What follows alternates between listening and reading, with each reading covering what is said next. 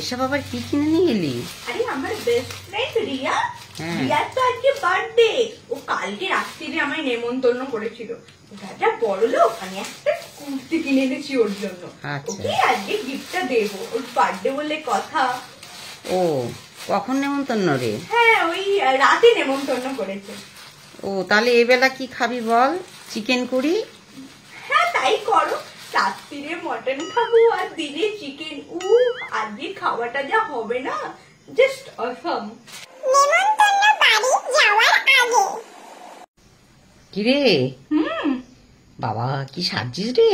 বন্ধুর জন্মদিন বলে কথা, আমি তো খুব এক্সাইটেড, খুব মজা হচ্ছে। অনেকদিন পরে এরকম একটা নেমন্তন্ন পেলাম, মজা হবে না বলো?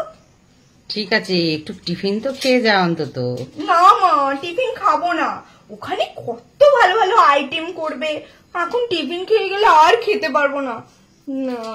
তুমি প্লিজ জোর করো না, গিয়ে তো ভালো ভালো জিনিস হবে নিশ্চয়ই, চিকেন পকোড়া, তারপরে আরো সুন্দর সুন্দর সব ডিশ হবে, তো খেতে পারবো না। প্লিজ মা, না খাবো না। ঠিক আছে। হ্যাপি বার্থডে রে, কেমন আছিস? আয় আয় আয়। কি রে এত ফাঁকা ফাঁকা, আর কেউ আসেনি? না রে, কাউকে বলিনি তো, তোকেও তো বলতাম না। কেন? আরে মা বললো যে ওকে একটু বলে দে।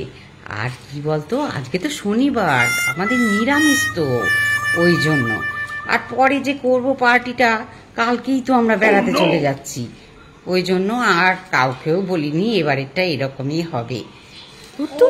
নিরামিষ দিনে আমার নেমন্তন্ন, বস তুই বস। ভালো লাগে, মুডটাই খারাপ হয়ে গেল। হ্যাঁ দে দে, কি দরকার ছিল এসব আনার? না তোর জন্য কিনলাম, আনবো না?